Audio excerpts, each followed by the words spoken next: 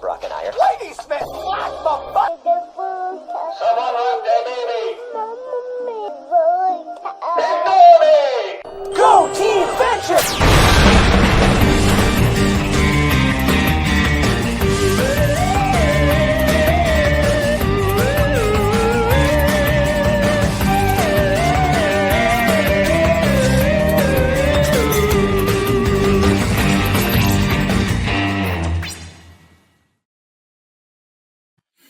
Terminator Salvation had a pretty good trailer too.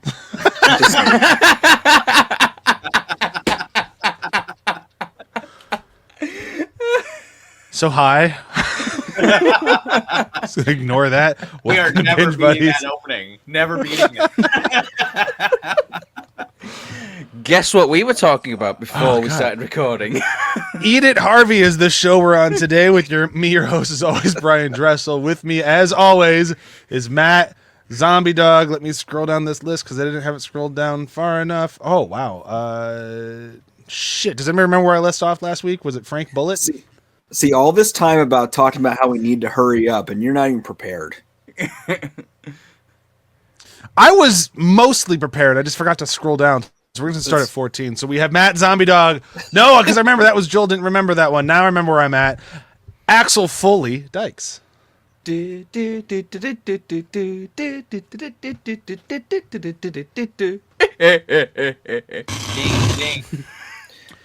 My knowledge of that, My computer just freaked out when you did that, and my monitor just died that had the other the other names on it, so I don't have them anymore.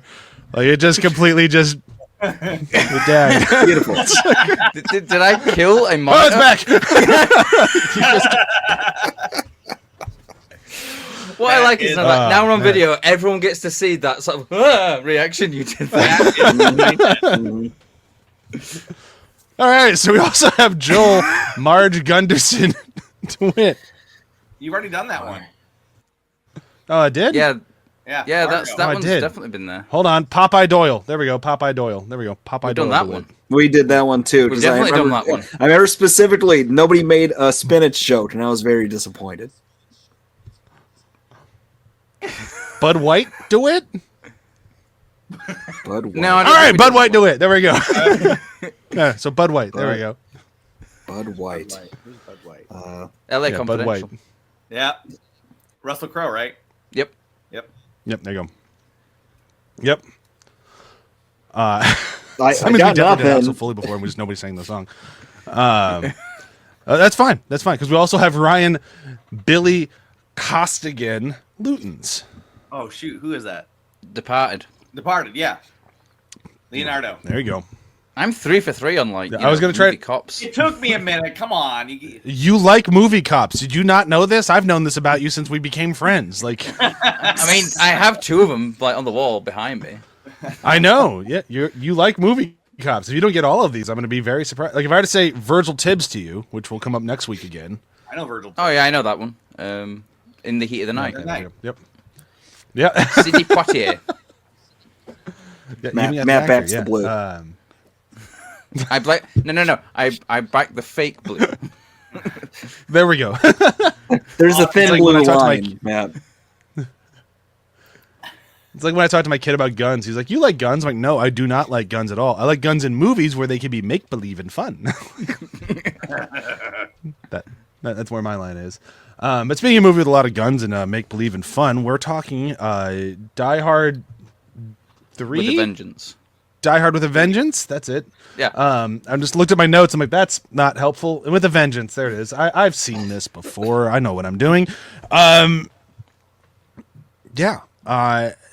Does anybody have any preamble for Die Hard with a Vengeance? I don't really have any for this one. I know it was a big deal when it came out. People were excited. That's all I got. I fucking love this film. Like, I genuinely like. When I was younger, I was in this sort of like mindset of like, which is the best Die Hard? Is it the third one or is it the first one? Then I finally settled on the first one because I just think the first one, in terms of like filmmaking, the setups, the payoffs, there's a lot more there, and it is a perfect film. But Die Hard 3 is pretty damn close. It is like watching it again for this podcast. Just I had a smile on my face so much through this film. I'm just enjoying the hell out of it the whole way through. The chemistry between Bruce Willis and Samuel L. Jackson is so good. Like that makes the film so good. And then Jeremy Irons. Oh my god, he's so good. He's great. He's just eating all that scenery and reveling in it. It is so good. I think for the most part, I agree with you. Like as I was watching, I'd say like the first 2/3 of it, I'm like, I think I actually like this a little more than the first one. And I don't know if I like it more than the first one because it's better, or just because I've seen the first one so many times that I could just turn it off or turn it on, walk away, come back. I know exactly what's going on at all times. Like I know the movie like backwards and forwards. Whereas this one, I've seen it way less. But by the end of this one, and I've noticed this, I've seen it I think 3 or 4 times now. I'm always a little done with it before the movie's done with me. And I don't have anything I'd ever want to cut out of it. But I do get a little tired of it. And that sounds meaner than I mean it to be because I think it's phenomenal. But Die Hard, I never feel that way. Die Hard with a Vengeance, I kind of do nearing the end. I think the first three, for the first three, I would say they have this thing of like when you get to like the last 40 minutes or something, it's kind of like all go. You don't get a breather.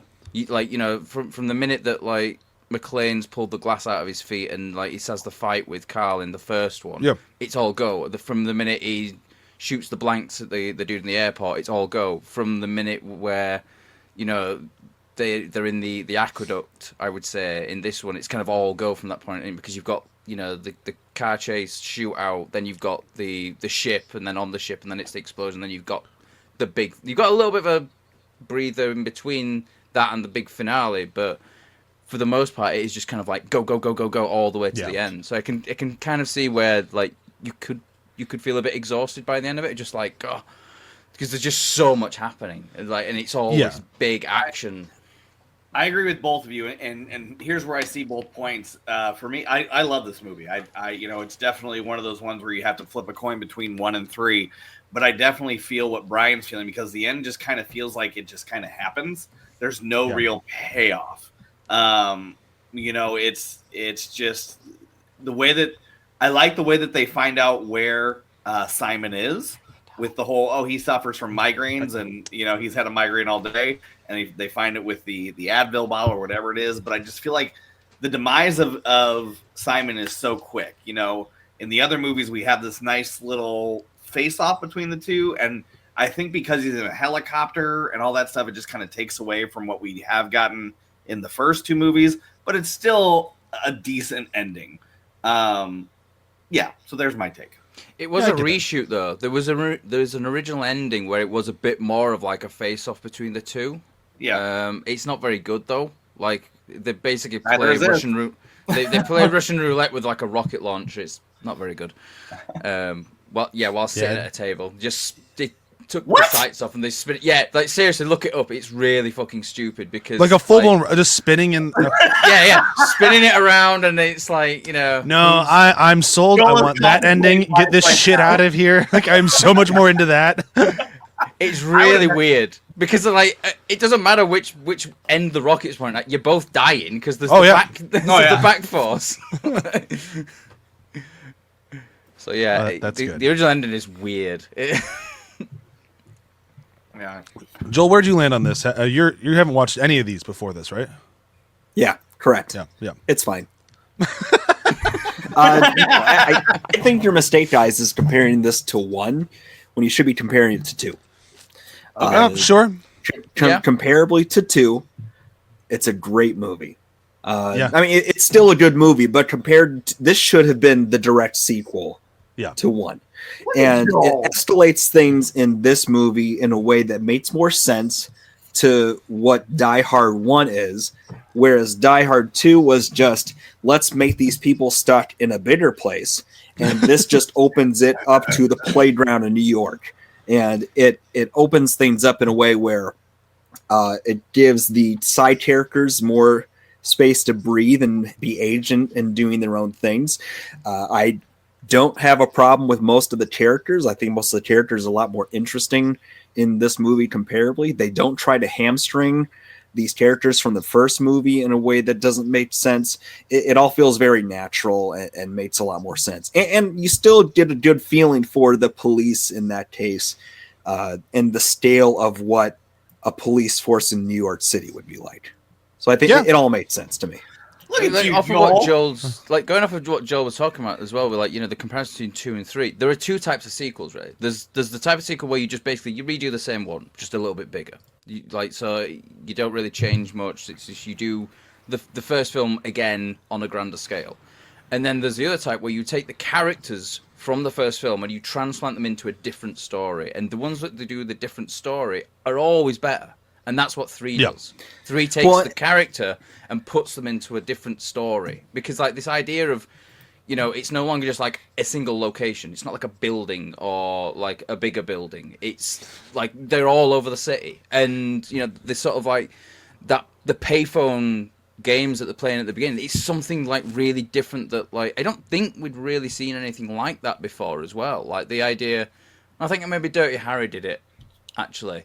But it was just like, go to this payphone, then I'll tell you where to go next. Then you go there. But like that sort of then like the like, riddles with it and then, all of that. The inclusion of the riddles as well. Like, and I love that first riddle, like the St. Ives one. It's so good, like that, the way they're working it out there, and it's like he's saying like, wait, no, it's a trick. It's like he said, how many people are going to St. Ives? It's just one guy, like one guy. It's like what are the others? What are they doing? It's another fucking road. How should I know? It's like just the guy. It's like one guy. All right, the connective tissue from the first to the third is more implicit. Yes, the main bad is brother of the main bad in the first one, but he's a new character. There's different motivations, and it works better. Yeah. But it doesn't feel like we keep seeing this in a lot of films these days. Like, oh, let's make the two main characters connected in some way, like they're brothers or this guys. It didn't feel contrived like that. It made sense. Like in the story, it didn't feel like. It didn't feel like, oh, of course it's his brother or something like that, because it just kind of like the way it comes out in the film is like very kind of natural as well. Like just you to have that briefing room. Matt, just to that point is what I love about this movie. Before Brian, because I know he wants to get into it. What I love about this movie is you don't when they have that briefing in the car to reveal the lineage. Essentially, it's at 45 minutes, and then we meet him for the first time. And I thought that was a genius move by the writers. Yeah, you don't see him until after you find out who he actually is as well. Like he's just a voice on the end of the phone. Like, and again, it's like it's one of those really cool things. It goes back to like the old Bond films with Blofeld. Like you never see his face until like just that damn cat. Live twice. Yeah, I agree. Let's watch the trailer. If it starts, come on. Mm-hmm. It sounds terrible. I'm already feeling it, man. I'm ready to groove. I can't hear it. I can hear it a bit. Is it coming now? Do you hear it now? No, it must be a me thing. Now. In the hands of a mastermind of terror. Oh, it's so shaky. Is that better? Can you hear it? Game. It's very jerky. Oh, the sound's worse. Yeah, it looks terrible. The path to revenge leads straight. All right, we're gonna watch this stuttery slideshow of a trailer. I have no idea. He just said it had to be you. This is also the case where it's come out again. Was this 93? 95. I like that the police chief is competent. In this. Yeah, all of the police are in this as well. It's not like Even the second one where it's like, oh, these bumbling idiots. Like they're all really competent. Like the guy who kind of comes across in the most of like a bumbler is the bomb guy, but it's not that he's bumbling. It's that that's his personality. He's actually really good at his job. He's socially awkward. Oh, I love Charlie. Yeah, Charlie is. I have so spent good. some time talking about Charlie. Charlie's he's my favorite character in the movie. I love Charlie. Charlie is an amazing character, and like watching it again, and like really focusing on all that kind of stuff. He is so good in this. Like he's probably the biggest like actual hero of the piece, because McClane isn't really a hero. He's just somebody who's forced into a situation. He doesn't ever want to be a hero or anything like that, whereas Charlie is very heroic. Like he has the option of walking away, but it's like, nah, I'm gonna go back. This is the first movie where they don't stretch the 20th Century Fox logo onto the screen. So kudos Also for true. that. They had a newer logo, I'm guessing. Or they just weren't lazy. by this point. Yeah, I'm gonna go probably. with that one. This is a in good this trailer's trailer. better. Like, yeah, this is a very good trailer. the music's better, but better it as doesn't. It makes the movie look fucking bananas. Not that it isn't, but but it doesn't feel this bananas. Yeah. I liked the fact that they've given up on the idea that this has to be Christmas themed or around Christmas. Yeah, and it's Shut again your it's that mouth, thing Joel. of like, you know, taking the characters and putting them in a different like sort of storyline. Like that was another issue with like Die Hard 2 is it's like, yeah, it's in a bigger building and it's at Christmas like the first one because it has to be at Christmas. No, it doesn't. This doesn't need to be Home Alone. Yeah, exactly. No. It's Die Hard, not Home Alone. What's great is the next one is 4th of July weekend. Yeah. Let's talk about the next one when we get to the next one. Like let's spend as much time as we can talking about the good one, please. Yes. Well, let's just dive straight and Live Free or Die Hard because that was a great intro to it. So sorry. No. Get fucked. We have to talk about Guy getting cut in half, but that's not till later. Oh, that's such a good. That's so such good. a good sequence. But to be honest, Just in case you're wondering, that's my moment of the movie. Grab but his for me, legs. that's one of the bits where I think actually they could have done with like cutting back on the violence a little bit because you see him get cut in half. Like if they'd have cut enough where it just looks like the cables yanked him away. Yeah. Because that reveal of them, like, because they start off pulling the receiver and then he turns around. Then he turns and Yeah. pulls. And they're pulling like the two halves of the body. I think that would have been better without seeing like the definite slicing in half of the guy. No, I love the slice in half because it's I one love of the those slice in like, half, whoa! but the reveal of like that would have been better I without think the seeing joke it. after was well warranted because you see it happen and you're like, oh, okay, that's funny. That is a whole oh shit moment though, because they have not done anything that viscerally horror movie violent like that up to this You don't point. expect it. You don't expect it. But that would happen. Like if a cable came at you like that fast, that's I saw cutting you in Ghost half. Ship. I know how it goes down. Well, they made a comment before that when they were thinking about trying to jump down onto the actual crane. It'd be like if you drop on the wrong way. Yeah, it's like cables will cut you in half. I think it's actually a line that he says as well. And they're not going to throw that line in there and not cash in on it. So Yeah, it's John McClane film as well. Like he's very good in these setups and payoffs. But I was having enough fun with the movie where I didn't notice the setup. Like that's a sign of a good movie for me. Is if you're having so much of a good time that you don't even think about how things could chain together like that.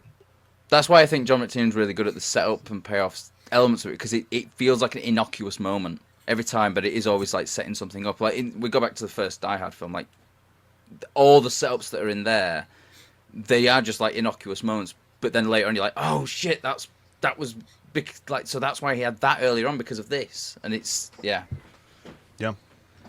Anyway, Die Hard 3.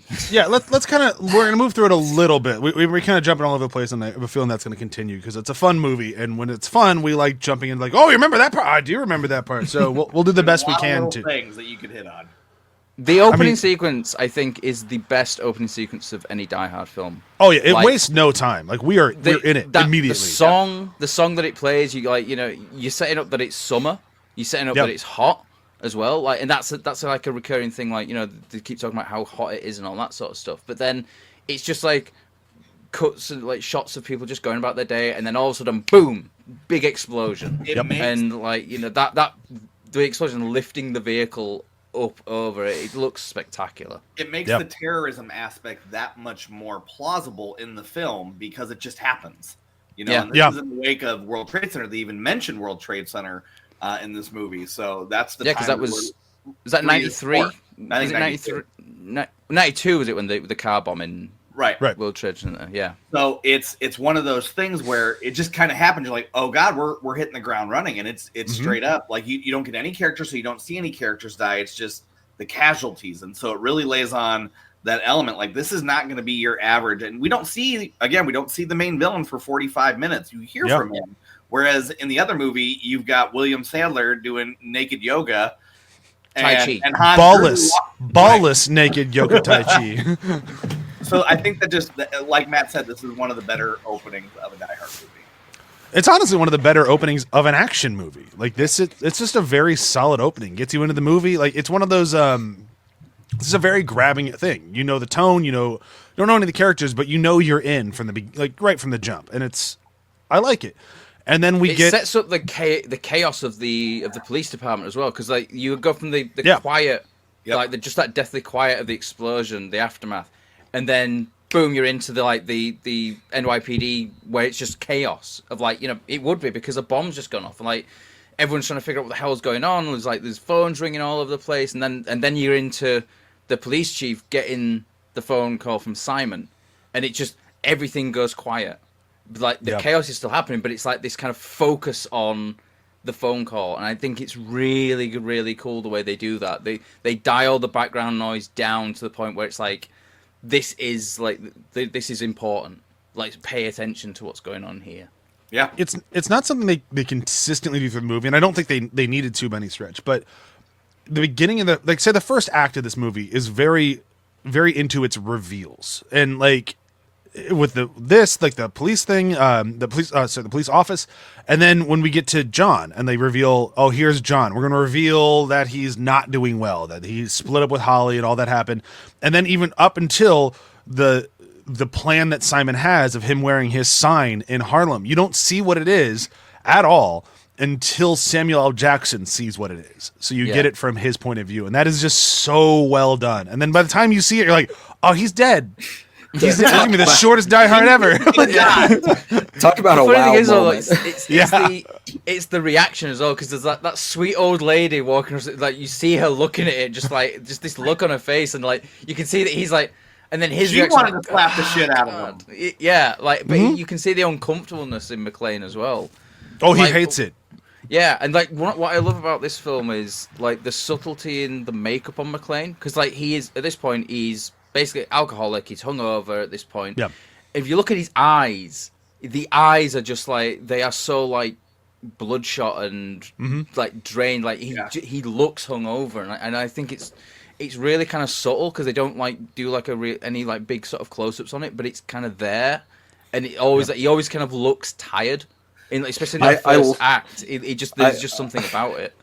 I love the running joke with that too. Always asking for aspirin throughout the movie, and nobody has it until it's the villain. That's the reveal. But like it's your lucky day. Right. But what and this movie wastes no time either with showing you like we're gonna have you guessing. And so, like, when he's getting off the thing and he's wearing the sign, like, we'll be back in 15 minutes. He goes, fine, I'll be dead in 2. Yeah. So like, what is he wearing? I expect to be dead in 4, and then 4 minutes later, after saying that line, is when the boys see him. When the guys see him, where you're like, what the fuck? That's the best what the fuck ever recorded. Yeah. Just off screen, just what the fuck? So what's quite funny is, like, the UK, for the longest time, we had like it was rated 15 on the VHS, the DVD, but it was edited, and it was edited mainly for there was a few bits of violence that were cut out, but there was a lot of language was cut out. So for the longest time, the version I have is where the guy does like what the fuck. It's actually like a really high pitched guy going what the hell is that? So every time I watch it now on the Blu-ray with the fully uncut, when that happens, I'm like, whoa, that's because I was expecting like, what the hell is that? But it's like, what the fuck? Yeah, I think this one's better. Although I kind of want to hear that. Like, what the hell is that? That's just, I dig that. I just want all my movies to be just a little bit worse. Just a that's character. Yeah. I to this scene too, the introduction of Samuel L. Jackson is, we get in most of these movies it's not a buddy cop movie. It is John McClane on the line, and to introduce Samuel L. Jackson first dealing with his nephews, which is a young Aldous Hodge who's currently on Cross for Prime Video. I noticed that when I went on IMDb page, I was like, "Holy shit!" Him and his actual brother, I think, with the 2 kids. Oh, that's cool. But to show him as a family man and to show him as a grounded center, you're really like, okay, I hope they team up, because then it's definitely going to be that yin to the yang, and it works so well. Oh, and just their chemistry makes this film work. Like, honestly, I think the original idea was to Lawrence Fishburne, and he passed on it. and I just can't see Thanks, Fishburne Lauren. I can't see Lawrence Fishburne and Bruce as having the sort of like the chemistry that him and Samuel L. Jackson have. I think it still could have been good. And this was but after there is a sweet spot, like it's like lightning in a bottle moment of casting. And this was after Pulp Fiction, so I think so. Yes. I don't know if they knew each other from because they don't have any scenes in Pulp Fiction, but they probably did the circuit together. Yeah, I'm sure they knew each other. I think I read that Bruce Willis suggested Samuel L. Jackson. Okay. Because you're not wrong. Like their chemistry is so good, but like as much as I want to to sit here and just praise how good they work together, a lot of this comes down to like I feel like people forget how good of an actor Samuel L. Jackson actually is. Yes. Because a lot of his characters are a little samey, and I don't mean that as a negative. He's legitimately very good at this stuff. And Bruce Willis as well. Like and like, but I've always like with Bruce Willis, it was like this was the time where he's pigeonholed as like the action guy, and he wanted to sort of like branch out. He did Sixth Sense a few years later, but he's still in these action films. He's still bringing something to the role that you wouldn't get from like a Chuck Norris or Steven Seagal. Like he's actually playing a character, and like in doing that, like you're putting these two very good actors together, and you're getting this electric sort of like chemistry. Yeah, Samuel L. Jackson. It's weird to say this. He's sort of Flanderized in terms of his acting characters anymore. I mean, it's sort of there's a stereotypical Sam Jackson Snates on the Plane sort of sensibility that people assign to him, and this is a case where you can actually see him being a human being in the movie. And he's been doing that more nowadays. Like he had a movie come out last year, I don't remember the name of it, but and he was really, really good in that. Like he actually acted.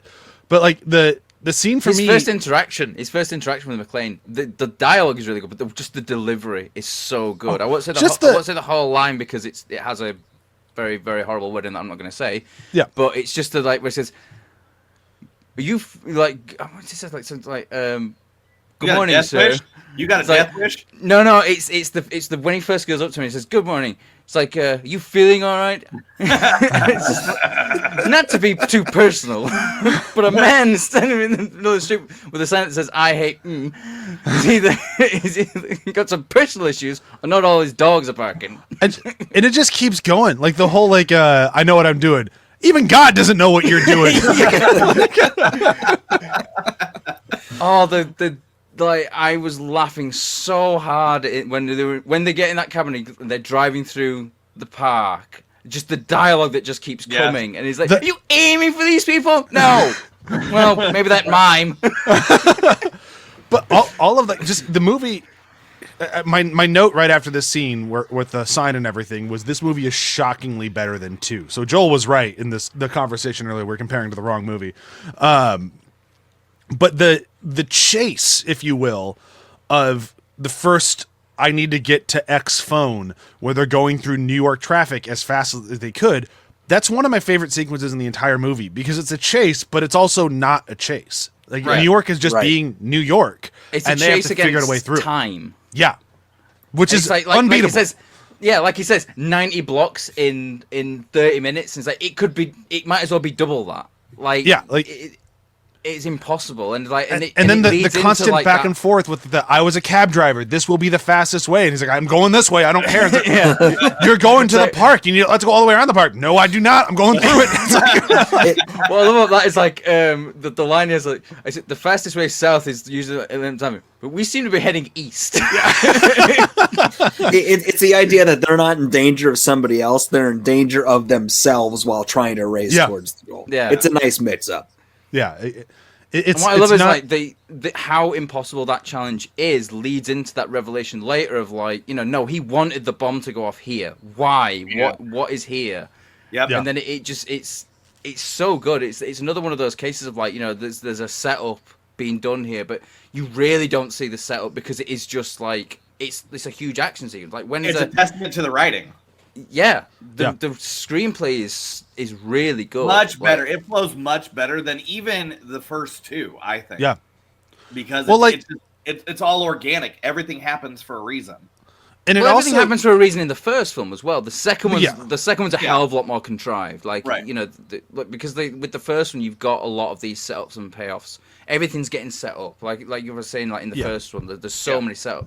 The second one is just very contrived and convenient, whereas this one, it's going back to that idea of like, this is happening because of this. A and this leads is happening to B because of this. to C. Yeah. Yeah, it's not like, oh, well, McClane just happened to be here and overheard something. No, it's like, you know, they've been told to go here. They're going through this thing. Like, they've got this impossible task, and it's like, I've got to figure it out somewhere. And then, like, you know, the reason that they do succeed is because, like, you know, that bomb was going to go off, and, like, nobody dies because McClane is like, you know, there's no way that we can do this. We need a plan B here. So he goes after the bomb. But I love that he goes after the bomb. They get there, like they actually pull it off, and it's like, but you didn't do it. I said you both had to be here. Sorry, that's non-compliance. You lose. And it's like, oh shit! Like that's a great. Yeah. It's scary. Because that line is so good as well. It's like the rules apply to both of you. I'm afraid this is non-compliance. Yeah, what's great? It's just like, oh, this leads to his bigger plan. He wanted them to fail so he could have this explosion on Wall Street by the Federal Reserve. Yep. So he can enact part 2 of his plan. And we don't know that because, again, we don't see him, much like we do in the next film, execute plans or stage 1 or whatever. The fact that we are getting this as we're seeing it in real time from McClane's perspective and not from the villain makes it that much better. You're on the road to figuring it out with the cops. Yeah. I mean, well, there's a about that as well between this and the other movies too, because in the first 2 movies, John McClane is saving hostages, or he's trying to save hostages. Yeah. This movie, he is the hostage. Right. Yeah. He is being held hostage, but is also trying to unravel the mystery and save all these people. But this is a point where he's truly desperate the entire way along. Yeah. Yeah. And that desperation fuels a lot of the action too. Going back to what Ryan was saying as well, is like, you know, even if they both succeeded and they were both there at that phone, that bomb goes off anyway. And Simon gets his revenge because he gets to kill McClane. But then, like, you know, he just picks up with someone else to then have to, like, do the riddles. Because he's always going to say, there's the bomb in the school to clear everyone out. Like, you know, just because McClane is now dead at this point doesn't mean to say the game is over. He's just like, he would just then go on to, like, okay, right, now we're going to play a new game. McClane failed. Like, who's your next? Who's up next then? Like, you know, who's up for like playing round 2? Because you got a big bomb in the school somewhere now, and it's just like it's like Hans Gruber. Hans Gruber planned everything out like so precisely, and like Simon Gruber planned everything out precisely. Only this time Simon has McClane. Like, you know, he's like, right, I'm going to deal with McClane, and I'm going to keep him away from. Like really far away from like, you know, what's going on, because I need to like be able to action this plan, and he was the reason why my brother failed in his plan. Yep. And then after we've had this, you know, the train sequence and everything, that's where the FBI shows up, and you get that reveal of like, does the name Gruber mean anything to you? And just the look on his face, like he sells it so well. Rings a bell, That whole sequence is so good because you've got the 2 guys talking away. They've like, you know, they bring these files and all this stuff, and you've got this guy in the back who's just kind of like sitting there silent, like hasn't said a word, hadn't spoken at all. And then when he does, he kind of just leans forward, pulls off the glass, and says, "Does the name Gruber mean anything to you?" And it's just that cut. You see that like the camera like pushes in on his face, and like this look on his face, and you get the cut to like, you know, Hans falling from the building, which I think is one of the best cuts that they did. Like, I'm like including that little snippet there because it's kind of for the audience, but it's also like you can imagine that's what McClane's thinking right then. But I guarantee that was a fight. I guarantee it was a fight. Like, people wanted it, people didn't want it. I bet that thing was in and out of so many different versions of this movie. I guarantee. But it doesn't ever feel like it's studio noted. It just feels so natural in, like, you know, the way that it's presented to you, and then it just like the rings a bell, And then you've got like the guy behind who starts explaining. It's not like McClane's there going, "Oh yeah, well I did this and this and this." It's like someone else is like, "LA, that thing in the building in LA." Yeah. You don't really get the explanation until they're running to the next thing, and then Samuel Jackson asks. That sinking feeling, like when that memory comes, like, "Oh yeah, the last thing I saw was him going down." Yeah. Sorry, There was an internet flub there. No worries. Yeah. Like you're both kind of like you were both talking at the same time. Though. Yeah, we wires got crossed. So it was around this time that I almost turned the movie off, just so we're all on the same page, because somebody said they're going to marry Donald Trump, and I'm like, well, fuck this movie. But I got through it, so it's okay. But I did have to take a little break. I'm like, Didn't I put that on the chat? Yeah, you did. I was so mad as soon as it came up. I'm like, motherfucker. But I love seeing like where this goes from here, because like, as does the name Gruber mean anything to you? We haven't really gotten any of his plan yet. Nothing's really making sense. You kind of have this idea that it feels like a lot of people being brought in for a revenge thing.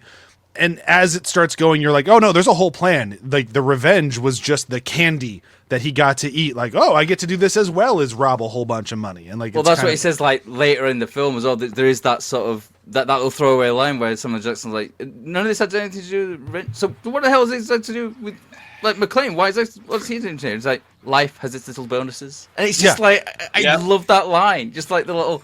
Life's little bonuses. Oh yeah, and it's not like, and it's one of those like eventually I forget that the bad guy's name is like, you got to let him go, and he's like, oh okay, I guess. Yeah, Targo, like he's almost like his second. He's getting really frustrated. And just kill him already, for fuck! Stop playing with him. That guy was right. Like at this point. Like at this point, if you've seen him handle Nakatomi Tower, you've seen him handle LAX. If you bring him in, it's like, just don't. The guy's stupid lucky. Like, even if you don't think he's that talented, he's got a shitload of luck. He's going to win. The guy's got 2 rabbit's feet. Yeah. And they're both right.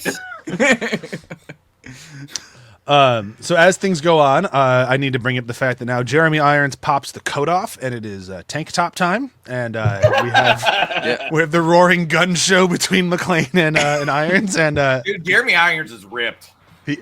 He's been pumping some iron. Yeah, and that's Man, but it's not like it's not. It doesn't feel. It doesn't feel like bodybuilder ripped. He feels like athletic ripped, like you know, like a soldier would feel inadequate.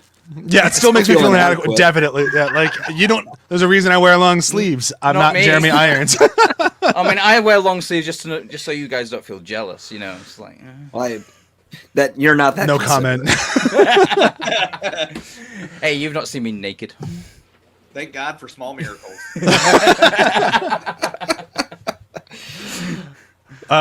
So as this is going on, like we're starting to see a little bit more of their plans and everything. My note here is like, this is a hell of a robbery. Like they are stealing a lot, and they are. And we get this sequence that, you know, all of us, you know, 30 to 40-year-olds, probably 20-year-olds too. I don't know how old you all are listening. We'll get to a sequence in an elevator that feels exactly like Captain America: Winter Soldier. Oh yeah. But then it gets a little bit more violent than Captain America got. Oh yeah, like that was one of the sequences that was edited in the original I bet. 15 DVD. The bit where he like blows the guy's brains out, the blood goes like that. That was cut out, and I like seeing it. I did too, but I also like that sequence. Like it's fun. Like as I'm realizing what's going on, like I haven't watched this since Captain America came out. Like it's been a long time since I revisited this, and like watching it now, I'm like, oh, this was more fun here. Like it's like I love it in Captain America, but super tense. But it's also another one of those like classic John McTiernan set up payoffs. They had an innocuous conversation about the lottery earlier on, and then he figures out what Ricky's badge number is, and then from the lottery, and then he sees the badge number, and then he goes into the whole conversation about the lottery, like this kind of misdirection. It's like, oh, I got the tickets right here. Reaches in and just like shoots his gun, like from the shoulder holster, and it's just like, I love that sequence because it is like it's so enclosed, but it's not like, oh, I'm going to beat you up or anything like that. It's literally like, no, I'm going to shoot you. Then I've got to get your gun out of the way and get your gun out of the way whilst still being able to shoot you, and it's like it's so good. And I agree, it's so good, but this is where I think the idea of the John McClane is the everyman is officially done. Like if you've been kind of sticking with it for a while now, and I get it, at this point where he has an elevator full of goons and he leaves with them just being puddles of blood, and he's like, I got it. It's like, okay, like this is not everyday relatable guy anymore. That's okay. Like I'm okay with him being an action star. It's just like that mentality is kind of leaving us if he can have 6 hitmen just fall at his feet because he's fucking John McClane. I'm good with it, but yeah. I do like as well that like Simon's goals are a little bit bigger than his brother. Like his brother went after like $640 million or something like that. Yeah. No, his brother would know the exact amount. Something like that. If anyone's gonna know. Yikes. $140 billion in gold, though, which in 2025 that is worth $288 billion. Still not as much as Elon Musk. Yeah, fucking guy. But that is a lot of money. Like that is a lot. Heist. Yeah, that would that is it. That's a hell of a robbery. And it also, point. Like there's the line as well early on in the film when he's like that first phone conversation he has with the shrink there and everything. He says that I wouldn't trade McClane for all the gold in your Fort Knox. And then there's another line later on where it's like 10 times that's what's in Kentucky, which is where Fort Knox is. So it's like, he wouldn't give up McClane for all the gold in Fort Knox because he's going for a lot more gold. Yeah, a lot more gold. Yep. And see, that's attributing to the writing too. Like they drop little hints all throughout this movie, and I love it. We said the badge number, we said Fort Knox. It's just much smarter writing this time around.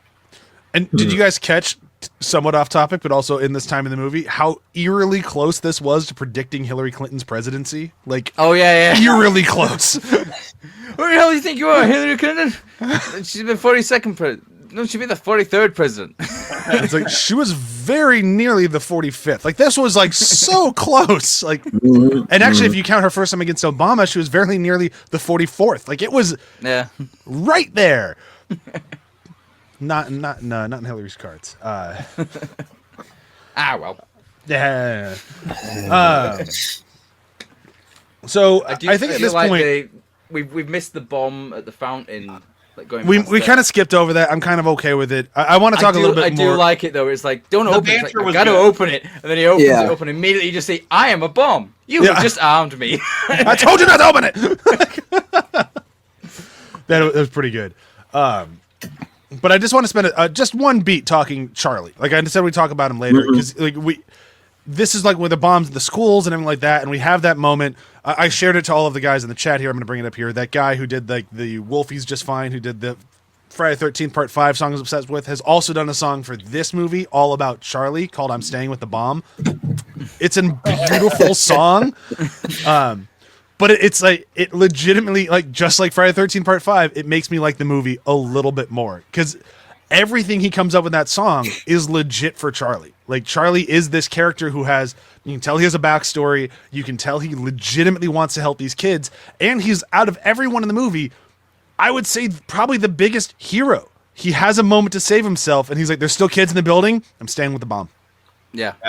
Yeah. It's such a good moment. Like, just an amazingly good moment from this, like, C-tier character, like 15 lines in the movie, maybe. Like his introduction is amazing as well. Yeah. Like when he brings up like the bomb and he's like he's slamming it on the table and everyone's like that. Whoa! And he's like, it's okay, it's not mixed. And then he like the little demonstration he does, like he gets like the one thing and then hits it with a shoe and everyone's like, whoa, what the fuck?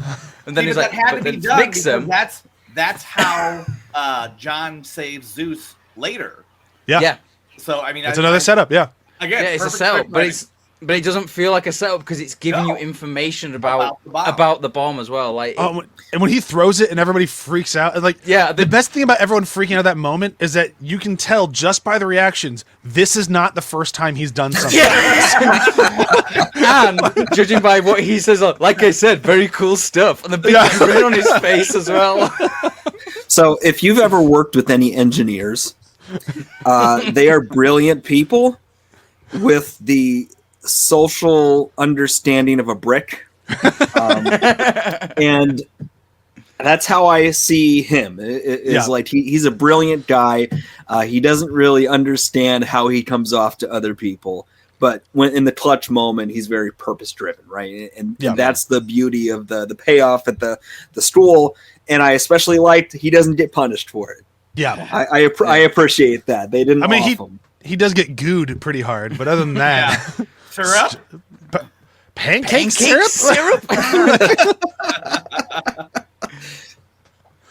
And that's his last scene in the movie, isn't it? Like after that, he's just done. I think so. Yeah, I don't think he shows. I don't think he's on the boat. Like when they get McClane, when they've pulled McClane and Zeus in.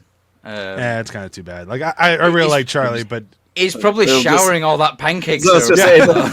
he'll just walk. This last scene's him walking out. I'll never get this off. It's everywhere. I mean, if it's anything like what happened to Bruce Campbell when they were shooting Evil Dead, because he had like corn syrup, like that's what they use for blood, and like he got stuck to the floor at one point. Didn't like, it stain his skin too? Like it took I can't remember if forever it to stained actually his- come off. I don't remember if it stained his skin, but like there was one moment as well where it dried on his clothes and his shirt literally snapped as well. Oh, that might be what I was thinking of. So I feel like Charlie's just in a shower somewhere, and he's going to be in a shower for like several hours washing all that off. Yeah.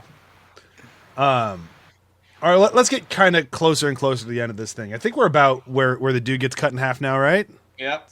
Is that about roughly. where we're at? Yeah. Yeah. Yeah. I have. We completely skipped over. What was his name? The I guess truck it's okay. driver. We skipped over him. Yeah. Truck driver. I know Oh, we're yeah. skipping stuff, Matt, because Jerry. we're an hour podcast and the movie's 2 hours long. We have to I skip know, some I know, stuff but, to like- be able to get through it. Because but Jerry as well, like the truck driver, is kind of important as well because he's the one where they get the school from, like. Oh yeah. Because they go in the aqueduct thing, like that guy. He's so happy with like all the information he knows. You can see like McClane sitting there just like yeah, and then it's like, oh, tell him to find out who the 21st president is, and he's like, immediately like Chester A. It's like, of course he knows because he knows everything. Like he's just like he's this. I do really like his character because like after he's like McClane shoots the guys in the truck, it's like, oh god, are they dead? And it's like, yes, Jerry, I'm afraid they are. Yeah. That's pretty good. But that action sequence, that like, it's not really an action sequence, but the sequence in the tunnel where the water's coming at the truck as well, like That's good. Yeah, I like that, and that For I like that, and then I 1995, like Bruce getting shot out of the tube like a cork. Yeah. Like that's That was pretty, it just fun. happens to be when Samuel's driving by. It's Samuel like, Jackson's like driving past, going, "What's going on?" Then he just sees him go, "Ah!" I mean, it's a little And then he's like, cartoony, but I'm okay with it. My favorite bit of that though is where he's going, "Nobody found you? No, nobody's found me at all." Oh, and then like gunshots immediately. It's like, "Oh shit!" you were followed. It's like, "You sure nobody found you? Yeah, nobody followed me. I'm telling you, they're joking us around." Boom, boom, boom, boom, boom. Oh shit! Oh shit! Yeah, it's good. It's a good movie. Good times. The But end yeah, of we that. go to because that's where they get the truck Yeah. from as well, where they use the Yeah. cable. Yes, that's right. That's right. Yeah. Yeah. And then Yeah. I don't even know like Down the ship. they're on the ship now. Yeah, right. Yes. Yeah, at that point, yeah, they fall onto the ship like 30 feet onto metal. Fine. Yeah, Totally but like, you know, Samuel Jackson's Samuel Jackson's very glad that he talked him out of jumping. See, when I watched this past week and this happened, I looked at my wife. I went, "See, this is why he thought he could aim for the bushes."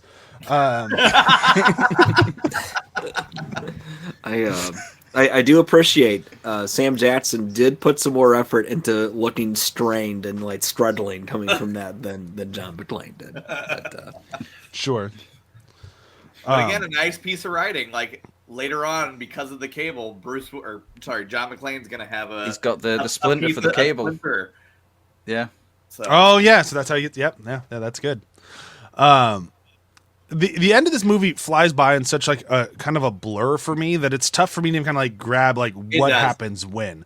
Like I know at some point here we're gonna end with Jeremy Irons in a helicopter. I don't remember how he got to the helicopter. Like They have a helicopter in their escape plan, so that's it. Okay, yeah, it goes ship. They find out the real bomb is on the ship. They right. use bomb material to escape with Yes. the pin. They jump off, and he's trying to smoke his cigarettes. He's finally calling Holly, and then he notices the bottle, and that's where he goes to Niagara Falls because that's where they're stationed at. That's right. Yep. Yeah. Okay. Nordalins. Yep. Or how would you pronounce it? But yeah, like, and it's what I like about that though is we get the sort of like like there's a sequence on the boat where like you just have Simon and John talking, and it's like, you know, where he says like, you know, your brother was an asshole, and it's like, Yep. he was an asshole, and I just I love that he agreed with them. Yeah, I just love that sort of like that back and forth they have, like because it's different to Hans Gruber. Like, you know what we're saying, like it's like this film is not just rehashing the first film. It doesn't rehash any of it because the relationship, the dynamics are all different as well. It's not like they're redoing the same dynamic between Hans Gruber and McClane. It's like it's less confrontational, which is weird to say, but it is more friendly, even though that Simon is trying to kill him as well. Like he seems more friendly. He takes it personally, but he doesn't take it seriously. Yeah. I think he's got the arrogance to think I'm gonna win, but you know he's not a bad guy really. He just, you know, he'd kill my brother, so I want to kill him because of that. But like you get this. I agree. It's not the same character, and it's very, very different. But you get that family bond. They feel like brothers. Yeah, like you get similar personality traits, which is largely on Jeremy Irons because he's creating a brother to a character that Alan Rickman obviously, you know, made such a huge thing. So that's not easy to do, to make it your own character, but also make it obviously related to another character. And they did a great job, like fantastic. Yeah. The casting in this is just spectacular. Like honestly, like I can't fault. Graham Greene is great in this as well. And the girl who played Yvette in Clue is the Colleen Camp. Yeah, and they're all good, and it all kind of crescendos in this kind of fun ending with the helicopter and like the say hi to your brother for me, like, and then they kind of tack in the yippee-ki-yay because why not? Which they shot like literally a week before it went into theaters because they did some like pre-screening things, and they had a shitload of notes going, "Where's the yippee-ki-yay, motherfucker?" So they had to quickly scramble together, shoot that, and insert it into the prints before they were shipped out to cinemas. Yeah, it feels like that. It definitely feels tacked on. Because it kind of like, when you look at it now, it doesn't... You can tell it's not shot in the same location, because they basically just have him in like a dark thing with like a little fire bar to have like flames flickering on him. But even like the whole ending, does feel like a reshoot now that we've talked about it. Yeah, for sure. And it works. It's big. It's like it's more of a grandiose ending. Yeah. But it works. Like I don't have a problem with it. Like no. I wouldn't like say that I would prefer them to have done the original ending because I don't think the original ending was all that great. I don't know. Rocket launcher roulette sounds great. It feels like the ending of like a Resident Evil movie, and I'm super into Resident Evil movies, so I'm kind of okay with it. But like if you had like Wesker and Alice like spinning a rocket launcher on the end of the boat in 4, I'd buy that. Like that would be a believable ending for Resident Evil 4. I mean, you'd have like zombie dogs around you and whatnot. Like I can picture the whole thing. It's great. Like we got quarter guns in those movies. Like mountains of Matt. Yeah. Perfect. I want to rewatch those Resident Evil movies. Those are fun movies. Yeah, they are. We should cover them on the podcast. I feel that's like how we got Joel. There is a new one on its way. I mean, we could revisit. And there's a new one. I mean, it won't have. And there is a new Paul Thomas Anderson movie with Milla Jovovich coming out. So that one, that's coming to. It's also got Dave Bautista in it. Yep. So take that for what you will. I think we've ran out of gas on Die Hard 3 here. So let's do some quotes of the quotey quote types. I mean, I've got so many quotes. I think this I'm might not be a surprised. Let him go last.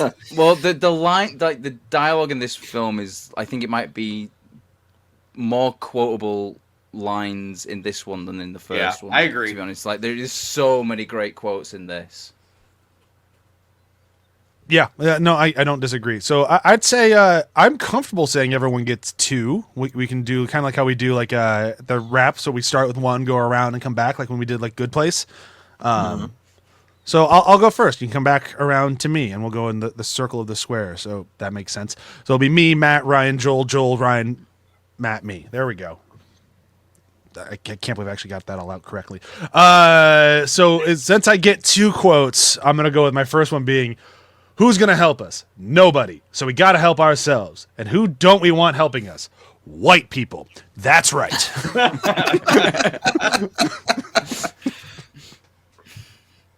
Fucking incredible. Like, what a great intro to a character. Like, fucking incredible. Go ahead, Matt.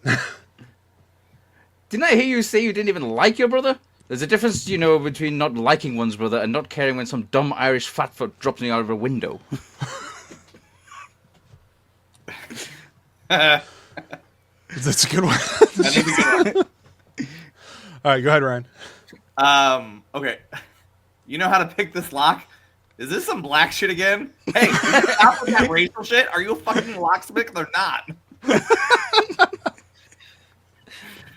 There's one thing I love about the dynamic between them is that John always asks these questions. Sam Jackson takes it personally, but then he can do the thing pretty much every time. It's like when he asks him if he knows how to shoot a gun. Yep. It's like, none of us brothers know how to shoot a gun, you racist motherfucker. But do you? Well, yeah, I do. But well, that's the one thing he doesn't know how to do. That's true. And McClane tells him wrong anyway. He's like, yank back on that handle. Doesn't tell him anything about the safety catch, which is why he gets him shot in the leg. Yeah. Right. Yeah. Good job, John. Are you a truck driver? No, I'm a beautician. Of course I'm a truck driver. Fucking love that line. Truck driver. Fuck, it's a good movie.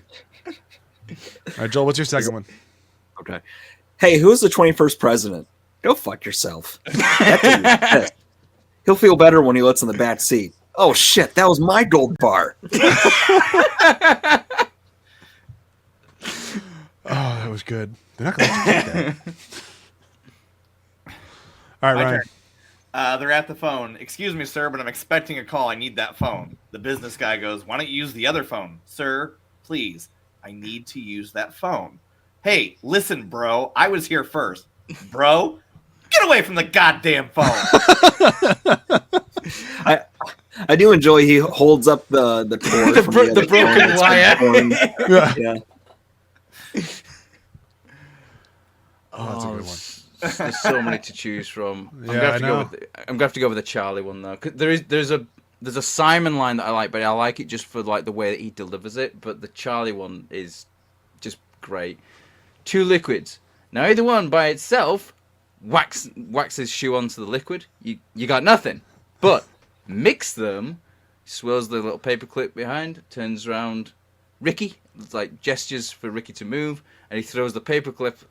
Explodes, sending the chair flying everywhere, and you have a load of people like screaming. You've got the female police officer shout, "Charlie, you're going to be wearing that chair up your ass!" And then you have the inspector going, "Christ almighty, Charlie!" And then just cut straight back to Charlie with a big shit-eating grin. And he's, like I said, very cool stuff. I just I'm going back to like, he's clearly done this before. I was like, they hear a loud bang, and even people not in the room are like, "Charlie!" That means not only has he done it before, he's done it often. Yeah. That's like the third time that week he's done something like that. All right, I'm really stuck between two lines, and it's. I was really hoping one of you was going to take one of them so it would get said, and it didn't happen. So I'm going to have to say goodbye to one of them, which is a bummer. But I'm going to go for the line that made me laugh the hardest, which is just another one of Samuel Jackson hating white people because I find it funny every time. And it's when they're running, trying to get to the next location, and he's trying to catch him up to speed. And he's like, "Hang on, I know what you mean line to it tell is." me I'm in this shit because some white cop threw some white asshole's brother off a roof?" I didn't think. I actually I was wrong. I thought it was going to be the bit where he says, "Let me guess, Rodney King." He's like, "Fuck you." Yep. I almost said that one. That one was close. The other one that I had that I was going to say that I wasn't quite there was I'm not going to say the whole thing because that's cheating. Was about the gold brick and not being able to put it down because that's very funny. But yeah. The one that I was on about where I was like, I love the line delivery. It's just when Simon goes hook, line, and sinker. I just love that. That's a good one. It's the direction of like and the editing of like all the sequence, the imagery is great, but just the way that he enunciates it. Oh God, I love it. I love it when actors enunciate. It's like, you know, when it has that impact. It's just like something really great about line deliveries that I like that. And that's a very good one. Yeah. All right, I think we have die-harded with Vengeances, and I'm sad to see it go because the rest of the franchise is worse. It's worse. Yeah. It's not the worst movie ever next week. It is not. We have watched way worse on this series. But it's definitely the worst that we've seen out of the last three. So, you know. Like, I like this movie, but after watching, I'm like, ooh, shit. Yeah, it's not a Die Hard film. Like, there's a lot of reasons why it's not a Die Hard film. It's a Bruce Willis action film. Like, the character of John McClane that we've had in these last 3 and we'll films find out why next week. Yeah, we'll find out next week. will. I got nothing to plug. Does anybody want to plug anything? I know Joel's got some stuff going on. You want to plug? You're streaming things now. You're streaming some Sekiro. Yeah, Super GG Radio, Indian Podcast, whatever. I will be on Twitch playing Sekiro because I need to fulfill one of my obligations here. And first hour, it's pretty good. Yeah. I'm still bad at it, but it's You are. good. You died at an intro guy. Like, guys you're not supposed to die at. Like, I watched it happen. Like, I've never even, like, reappeared there. How does that even happen? I'm like, who killed you? I had to, like, scroll back. I'm like, oh, Joel. You'll figure it out. Yep. But do you like fighting the guy that I sent you the video of? He's a lot tougher than I made him look, right? Your first time fighting him. You did. It's where you lose your arm. That guy. Oh, okay. You know what's weird? That makes it feel really beatable. Yeah. That's the point. You can I do appreciate it. That. Pull the rug right out under you. Yeah, you can do it, and then you can't. But then you can. Stick with it. You can find me on the Front Row Network where I'm talking about all things Oscars. It's award season. I'll be talking about The Substance. I hope it wins everything. It won't. Me more better. Yeah, now I have to watch a horrible movie because I made it that with Brian, and Brian won. Yes, I'm so sorry to win that one. I really like Hugh Grant, but I knew he wasn't getting nominated. I could just feel it in my bones. So, we are doing something we might kind of bring into this show a little bit. I've been thinking about because it would be fun. Ryan and I made a bet that something would happen for the Academy Awards, and whoever lost this bet had to watch a terrible movie of the other's choosing. So Ryan now has to watch The Story of Ricky O, and I'm just happy for him. It is not that terrible. Plan on doing it after the Bills beat the Chiefs. Yeah, it is. Well, then you're not watching it because that ain't gonna fucking happen. Sorry, when you have the refs on your team, you're gonna win every fucking game. It's just the way it is. No one wants to make Taylor Swift upset. I do. So bye. We're gonna say bye there, and hurry before the Swiftie army comes after. Yeah, they're coming for us. We love Taylor Swift here. Goodbye. Do we?